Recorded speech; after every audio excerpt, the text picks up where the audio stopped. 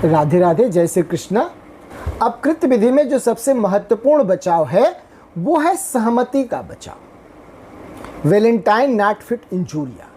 इसका मतलब है कि अगर आप किसी कार्य के लिए सहमति देते हैं और उस कार्य से आपको कोई हानि होता है तो दूसरे पक्ष को आपकी सहमति का बचाव मिलेगा। परंतु अपकृत विधि में जो सहमति का बचाव है या जो विधि में सहमति शब्द है, ये बहुत बड़ा अर्थ अपने आप में रखता है। अब पहले बिंदु पे आते हैं कि सहमति है क्या, किसे कहते हैं सहमति।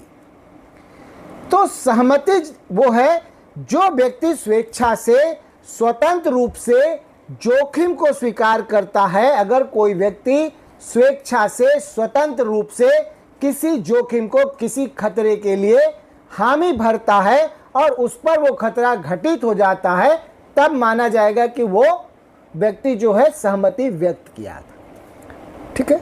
अब इसके लिए आवश्यक क्या है कि जब दोनों व्यक्ति हों और वो एक दूसरे को कैसे कंसेंट दें, सहमति दें। तो अगर एक व्यक्ति खतरे के बारे में दूसरे से पूछ रहा था और दूसरा व्यक्ति भी उसमें खतरा समझ रहा था कि ये अगर कह रहे हैं कि अभी गाड़ी में ब्रेक नहीं है और हमें इससे चलना है और गाड़ी का एक्सीडेंट हो सकता है, तो जिस भाव से ये कह रहे थे दूसरा भी उसी भाव से समझ रहा था। जिस सेंस में ये कह रहे थे दूसरा भी उसी सेंस में समझ रहा था, और दोनों उसी सेंस में अगर समझ रहे थे और उस पर एग्री थे, तब सहमति माना जाएगा।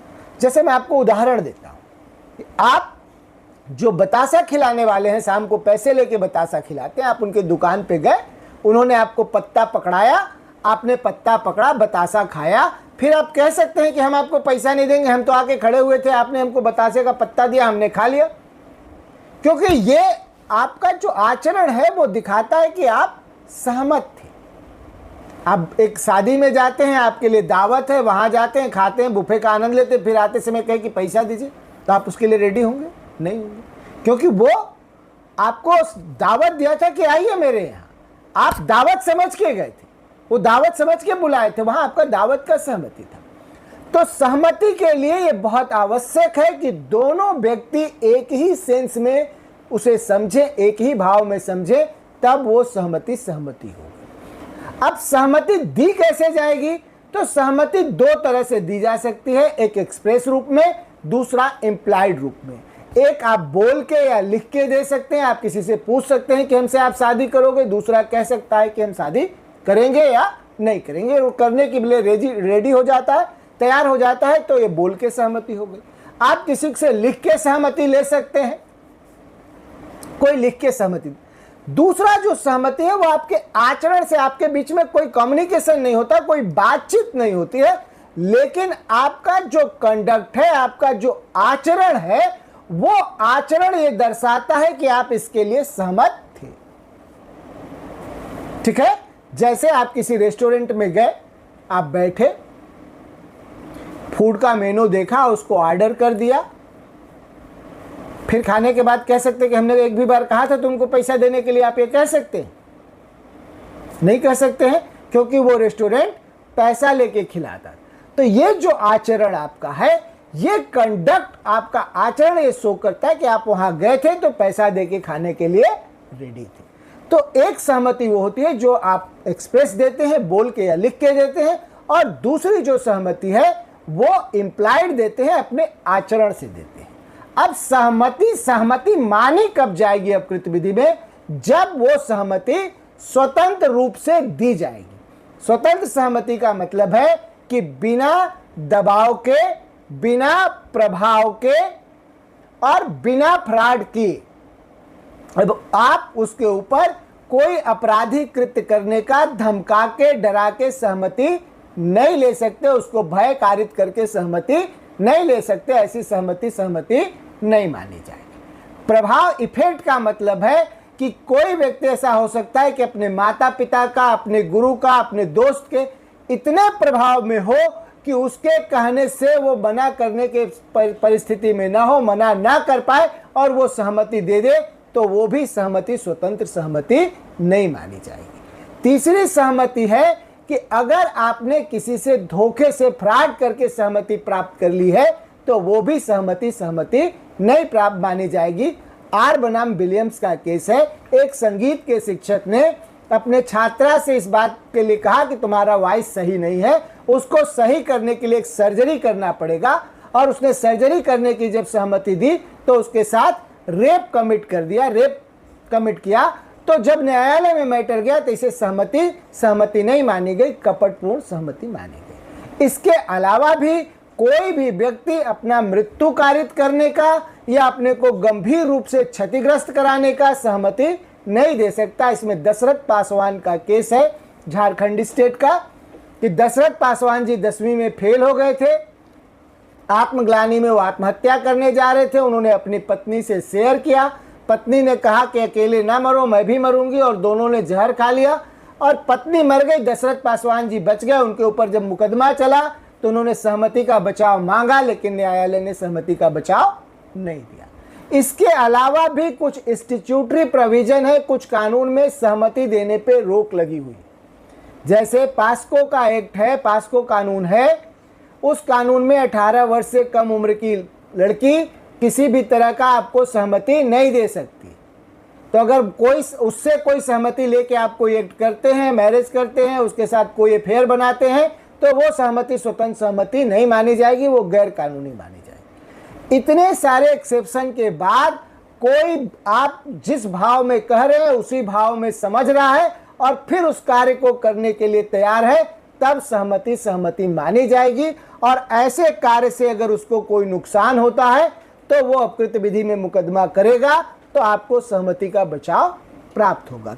जैसे कोई खेल कूद का प्रतियोगिता है, उस खेल कूद के प्रतियोगिता में जितना जोखिम है, मान लीजिए कबड्डी है तो गिरने का, चोट लगने का, हाथ पैर खींचने का डर रहता है, लगने की संभावना रहती, तो जितना उसमें चोट लगने का संभावना है उतना का अगर खेलने के लिए तैयार है तो सहमति माना जाएगा। क्रिकेट का मैच है तो गेंद लगने का, और अगर आप डॉक्टर को कंसेंट दे रहे हैं तो जिस तरह का सर्जरी है उस तरह के रिस्क का। इसमें जो केस है हाल बनाम बुकलैंड ऑटो रेसिंग क्लब का। इसमें क्या था, बुकलैंड ऑटो रेसिंग क्लब के नाम से आप समझते होंगे कि एक ऑटो रेसिंग का क्लब था जहां गाड़ियों का दौड़ कराया जाता था। और इस क्लब में हाल जो था वो गाड़ियों का दौड़ देखने गया था। गाड़ी दौड़ के दौरान 2 गाड़ियों में टक्कर हो गई, उसका कुछ टुकड़ा हाल को लग गया, वो क्षतिग्रस्त हो गया। उसने ऑटो रेसिंग क्लब के ऊपर मुकदमा किया। ऑटो रेसिंग क्लब ने कहा कि इस तरह के खेल में इतना जोखिम शामिल है और अगर आप देखने आए हैं तो इतने जोखिम के लिए आप तैयार हैं। न्यायालय ने ये माना कि हाँ शामिल है और उनको सहमति का बचाव मिल गया। ऑटो रेसिंग क्लब को सहमति का बचाव मिला। दूसरा केस आया थॉम्स बनाम क्वार्टरमैन का। इसमें जो थॉम्स था एक ऐसे शराब के बनाने के कारखाना में काम कर रहा था जहां कई शराब के पार्ट्स बर्तन में शराब बन रहे थे और उस कार्य के दौरान उसको एक का ढक्कन उठाना और दूसरे पे रखना पड़ता था। स्टीम की वजह से वो ढक्कन टाइट हो गया था, जब उठाया ज़्यादा प्रेशर से उठा और दूसरी तरफ जो शराब के लिए मटेरियल खोल रहा था उसमें गिर गया और वो जल गया। उसके जलने के बाद उसने मुकदमा किया अपने मालिकों के ऊपर कि हमको क्षतिपूर्ति दिया जाए, लेकिन उसके मालिकों ने कहा कि काम कर रहा था, इसको पता था यहाँ खतरा है और इसके लिए इसकी सहमति थी। न्यायालय ने उसकी सहमति मानी और उसको कोई भी क्षतिपूर्ति नहीं दी। इस निर्णय का एक और केस है पद्मावती बनाम दुग्गल नायक का, ये मैं डिस्कस कर चुका हूं क्लास में।